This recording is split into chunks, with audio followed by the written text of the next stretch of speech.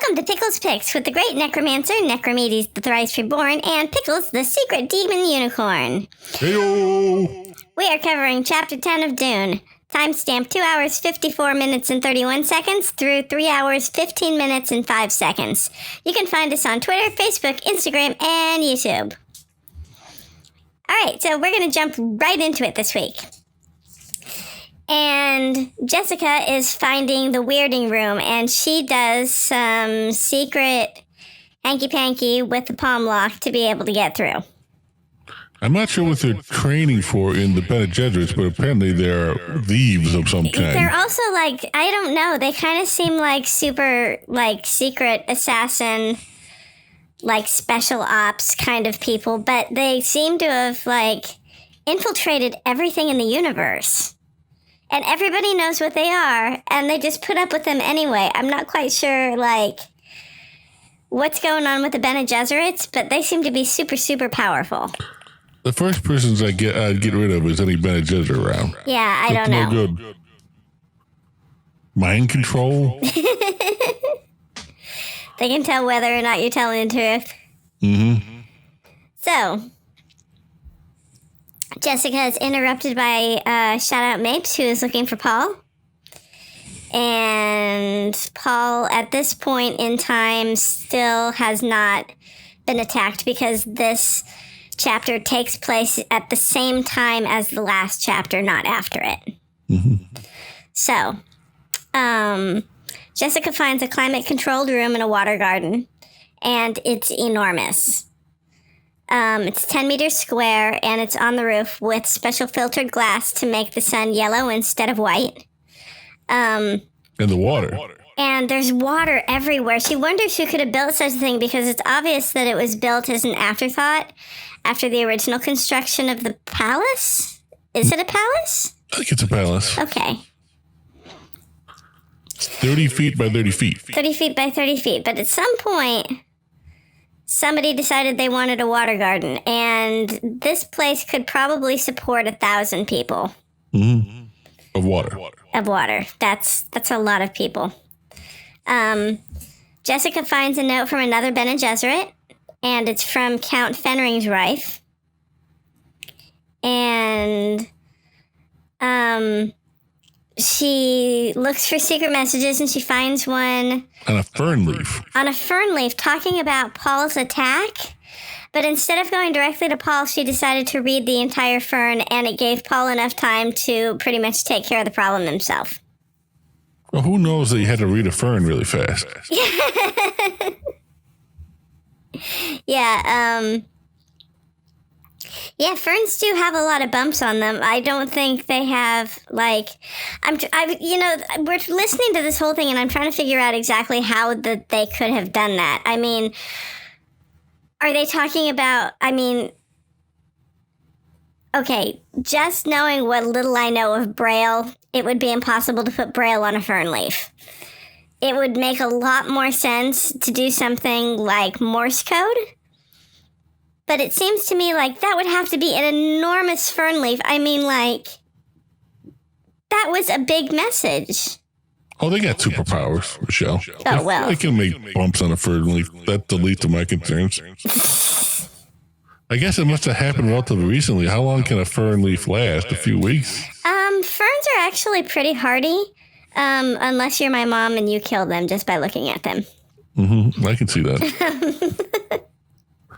I can imagine, though, wouldn't it be much better just to have email? Too bad they get rid of the computers. Hey, what's IMer? Or any type of mail. Why can't you just communicate via Bene Gesserit stuff rather than fern leaves and secret coded messages and notes? And yeah. Can't you just send a letter with super secret encoding on it? Well, and also the thing is that, it wasn't really secret, was it? I mean, the Harkonnens hate the, I'm sorry, Paul's family. Atreides. I wanted to say Arrakis, and that totally is the name of the planet. So, I think it's just obvious that they're going to be trying to snipe each other. Was it really that much of a secret? I mean, it was a secret where the device was hidden. specifically, but I think that was also a stretch, just assuming that he would pick that room. Well, apparently, remember, it was the decor of it was like stuff a kid would like and he would like. It was about right, but you would think that would make the people that were in charge of putting people around the castle while they're settling in keep him as far away from stuff like that as you can. It does tend to point out that he is the Master of Assassins has fallen down on the job a little bit. Yeah, the Master of Assassins is not being all that clever about things that seem kind of ham-fisted to me. It's interesting. If we're seeing a mystery story, we already know what all the mysteries are. I know, it's really kind of strange. We know who the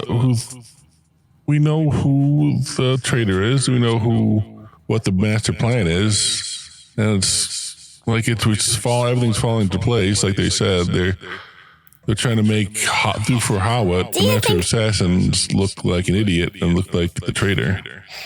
Do you think that they're doing it just to make him look like the traitor, or do you think that they actually had a chance of killing Paul?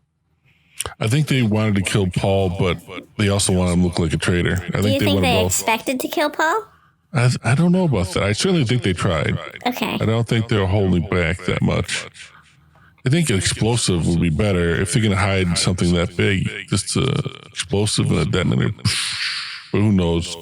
Just the technology is not as advanced as we have now, I guess. Yeah, and we have no idea what type of technology they're using. They could be using something that is completely not based on anything that we have right now. Mm-hmm. Because we don't know how far along they were before they decided to get rid of their computers. Mm-hmm.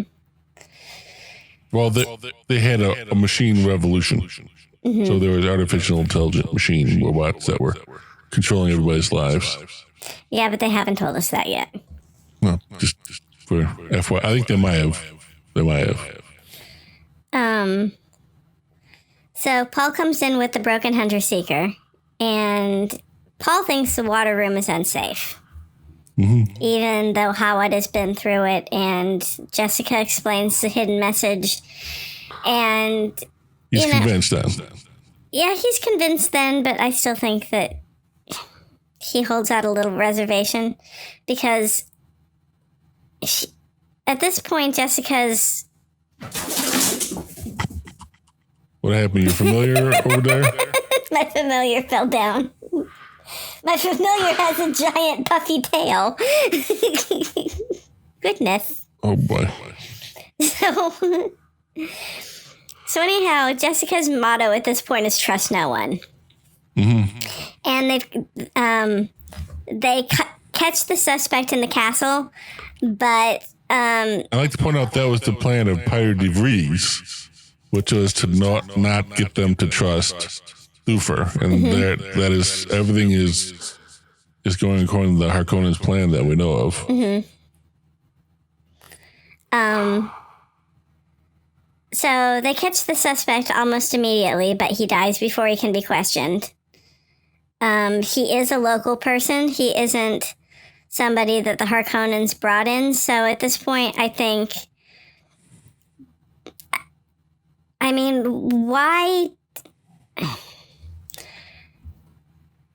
why did they decide to hire locally instead of bringing everybody in with their camp while they're doing their initial settling in? I want to know how they find. It seems like a really big security risk. How do the Harkonnens find someone willing to be walled into a wall? What can he possibly get after that? I mean, he's gonna die when you think they're gonna be filed, right? Well, maybe they've got his wife too.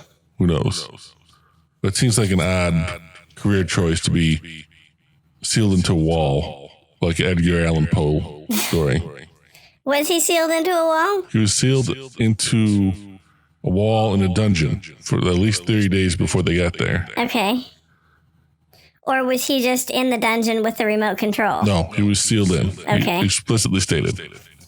And the only way to find it was using some kind of sonics. Okay. And that's what they're using on the rest of the building, the wing. Okay. So,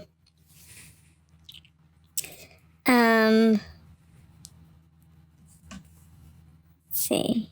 Then at the end, remember she observes some lights from the shield wall?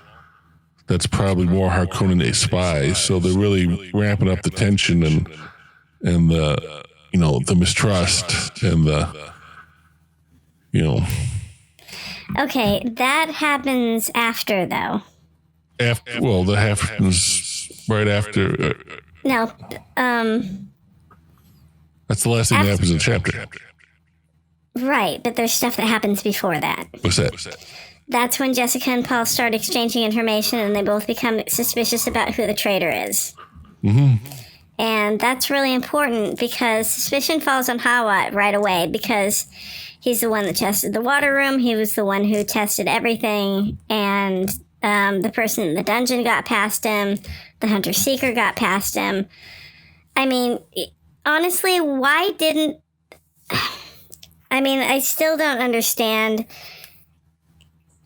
how the hunter-seeker could have gotten past them. Because if I found a kid's room, I would have taken everything apart in that room. I wouldn't have just said, oh, look, a nifty headboard. I guess whoever lives here next has a nifty headboard.